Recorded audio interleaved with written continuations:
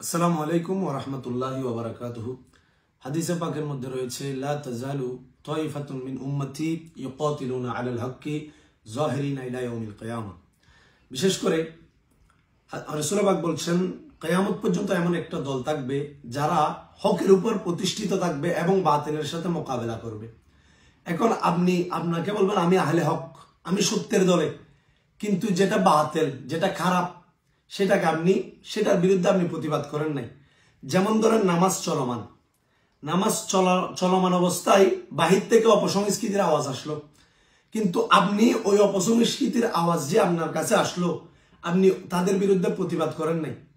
আপনি প্রতিবাদ করেন নাই মানে তাদেরকে সম্মতি দিয়েছেন।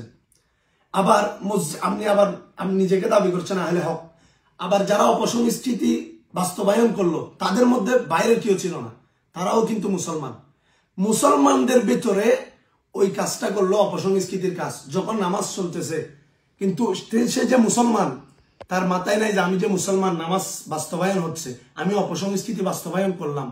কিন্তু সেটার জন্য ওইখানেও ছিল মুসলমান এবং ওখানেও প্রতিবাদ করার কোনো মানুষ ছিল না। তারাও বলছে আমরা আহলে হক, তারাও বলতেছে আমরা আহলে হক, কিন্তু তারা আহলে হক নয় যারা বাতিলের সাথে মোকাবেলা। খারাপকে খারাপ বললো, কিন্তু খারাপের বিরুদ্ধে প্রতিবাদ করে নাই, তাহলে আপনি আহলে হক নয়। যেমন ধরেন রাসূল পাক সাল্লাল্লাহু আলাইহি ওয়াসাল্লামের সামনে সাহাবায়ে কেরাম যদি কোনো কাজ করতো, রাসূল পাক দেখতো, চুপ থাকতো। চুপ থাকা মানে রাসূল পাক ওই কাজটাকে কি দিয়েছেন? সমর্থন দিয়েছেন। আর দেখেন আপনি অপসংস্কৃতি দেখলেন, দেখার পরও আপনি চুপ করে চলে গেলেন, কিন্তু ওটার বিরুদ্ধে আপনি কি করেন নাই? প্রতিবাদ করেন নাই। তাহলে বোঝা যাচ্ছে আপনি ওই কাজটাকে কি দিয়েছেন? সম্মতি দিয়েছেন। ওনারা যে অপসংস্কৃতি বাস্তবায়ন করতেছে, আপনিও নামাজি, কিন্তু আপনার নামাজের মধ্যে যে অপসংস্কৃতির আওয়াজ আসলো, আপনি সেটার বিরুদ্ধে প্রতিবাদ করেন নাই। আমরা বলছি না আমরা আহলে হক, কিন্তু আহলে হক বলছি, আমরা হচ্ছে আহলে বাতিল। কেন বাতিল বলছি? আপনাদের থেকে যে ইমান, কলব থেকে যে ইমানটা বের হয়ে গেছে, আমরা দাড়ি টুপি রেখে মুসলমান বলছি, আসলে মুসলমানের সংস্কৃতি আমাদের নয়। তবে আমি এই বিষয়ের আলোকে আমি আপনাদের একটা কথা বলবো। আমি এই বিষয় নিয়ে কিন্তু প্রতিবাদ করেছিলাম।